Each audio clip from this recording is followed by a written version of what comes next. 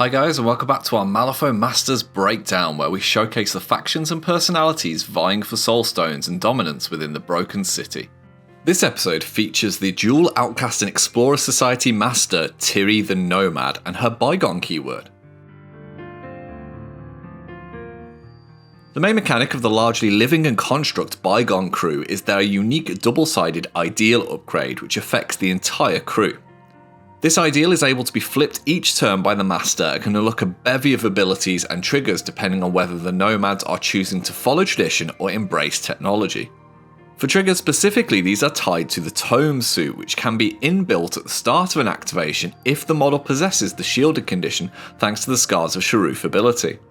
Finally, as you might expect, the shielded condition is also an important part of the Bygone's toolkit, with the bonus action Remnants of the Lost Hour allowing the scrap markers within 1 inches to be removed to grant protection to a friendly model within 6. This crew also excels at targeting enemy movement, which is supplemented by the Master's ability to put out the staggered condition. First up, we have the leader of the Bygone crew, Tiri, an excellent support master who boasts impressive base stats as well as arcane shielded +2. As previously mentioned, Tiri has the Divergence ability, which allows her to flip the ideal upgrade when she activates. Finally, to complement the crew's Scars of Sharuf ability, Tiri has Let Bygones Be Bygones, a once per activation 6-inch aura that allows a friendly Bygone model to draw a card when it resolves a successful action which declared the Tome trigger. To augment the benefits of the shielded condition, Tiri's bonus action is the 8-inch range Impassioned Defense, which contains 2 triggers of preparations and the very useful swift action to do it again. The Nomad's second tactical action is Distortion, which can drop a scheme marker within 3 inches that also puts out a friendly concealment aura within the same distance for Bygone models.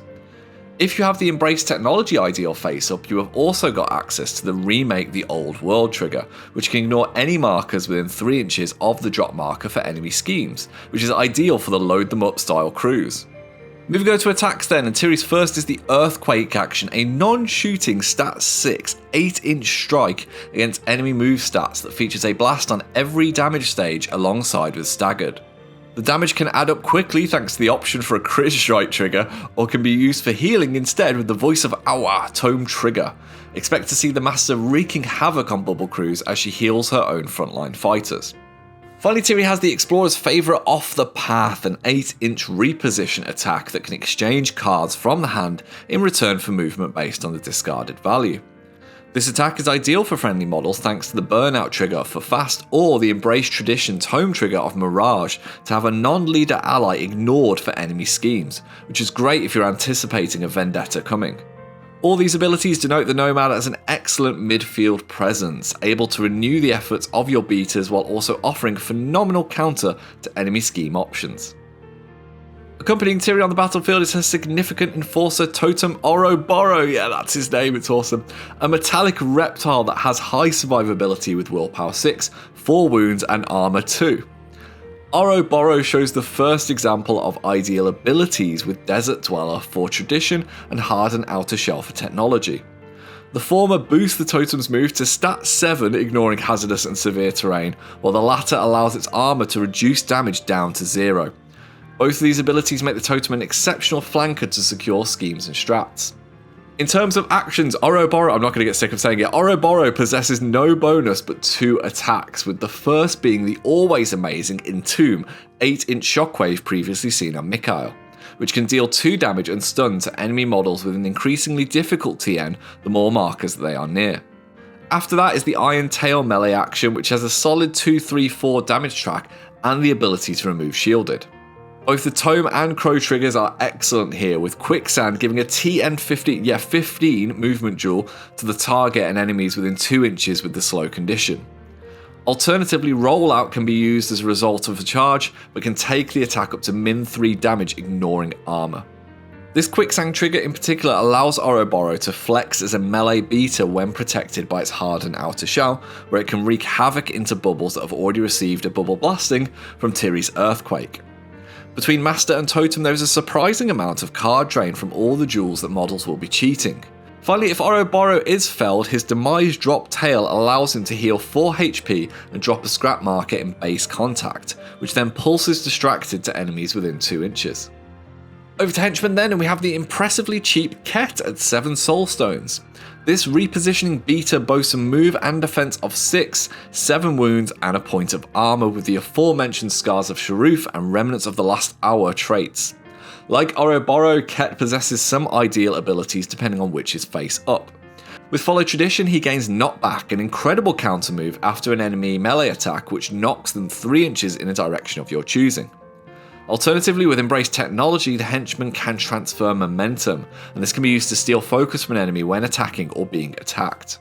Ket's signature attack is another Bygone shockwave in the form of Alter Gravity, a 10-inch range movement 12 duel that deals 2 damage and pushes models damaged either towards or away the origin marker.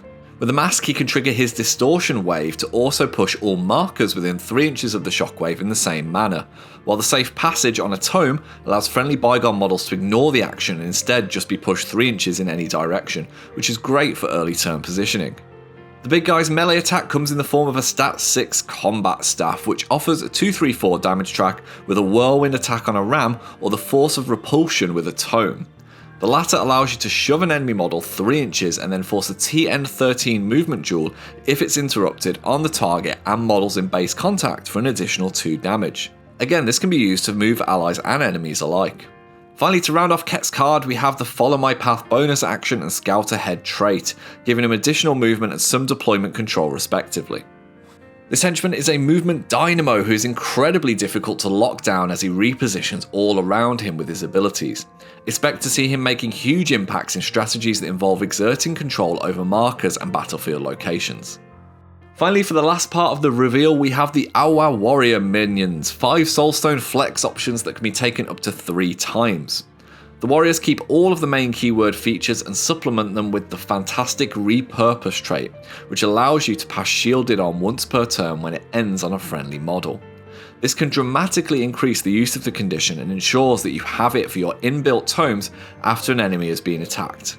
In line with Ket, the warriors also feature the Following Up ability, which can ping an enemy for a damage if it ends a move engaged by you following a friendly action.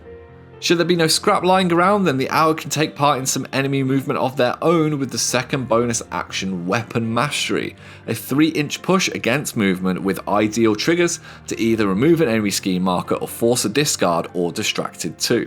The combat staff melee attack boasts another source of shielded thanks to the Rations Tome trigger, which benefits an ally within 3 inches, while the ubiquitous Discus Grenade range attack again targets move and makes use of the Force of Repulsion trigger that we've seen on Ket previously.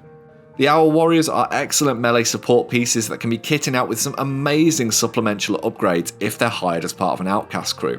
Expect the enemy to focus fire on these tanky minions early to stop them from passing out shielded to their allies. In terms of gameplay, it seems clear that the Bygone keyword are exceptional at playing the long game of survivability. Between shielded, armor, master healing and enemy repositioning, they're all going to be deadly in a scrum. This is further supported by the abundant amount of shockwaves, blasts and pulse that can get around the normal restrictions for firing into combat. If the keyword turns out to also have hazardous terrain access, then you can bet the effects are really going to add up as time goes on.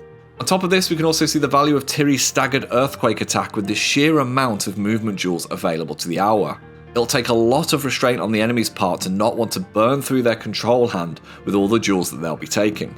Finally, the ideal upgrade is excellent, enabling a wide range of abilities and triggers, and choosing what you need and when will be crucial for both scoring victory points and denying them with Tiri. While it's still very early in the preview for Madness of Malifaux, there are some possible counters available should you find yourself against the Bygone remnants. Firstly, models with the evasive trait can go a long way in reducing the impact of these shockwave attacks, as will those with high native move stats or easy condition removal for staggered. Additionally, the stun condition can absolutely ruin the main benefits of Scars of Sharuf and let bygones be bygones, removing the ability to declare triggers entirely.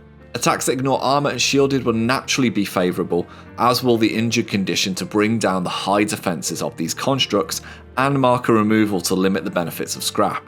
Likewise, as far as we've seen so far, removing Tiri will also take away the ability to flip the ideal card, locking the Bygone in with their last flip decision.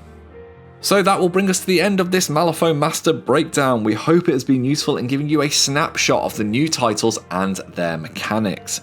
For more talk about this crew, why not check out our podcast, The Harlefaux Show, right now, where they'll be breaking down the playstyle and mechanics of Tiri's crew in much greater detail. We'd like to say a massive thank you to Weird Games for providing these materials and recommend that you check out the other content creators that are featured during this set of content previews. While you're there, why not check out some of our other favourite content creators who haven't been featured this time around, such as the Steam Powered Scoundrels or the Household Gamer Lunch Break Battle Reports. All of the links will be in the description below.